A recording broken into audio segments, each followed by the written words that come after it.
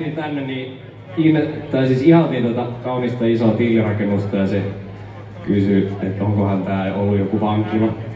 Mä sanoin, että tää on varmaan ollut joku villatehdas. Mutta nimi on villatehdas. Tän siitä saa, kun meikäläisen laittaa spiikkaamaan. Varmaan vähän uudempaa tuotantoa seuraava.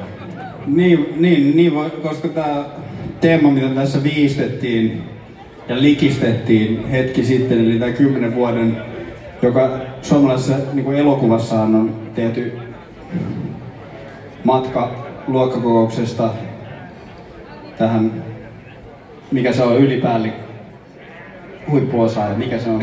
Huippuosaaja. Niin samassa ajassa Ursus Factory on siirtynyt myös eteenpäin, mutta on yksi asia, josta emme ole koskaan luopuneet, joka on niin sanottu e-kielen soittaminen suurimman osan ajasta. Se on siis tämä. Ja tämäkin kappale lähtee siitä liikenteeseen ja päätyy vaikka minne. Tässä tulee teille tuun uusimmalta levyltä.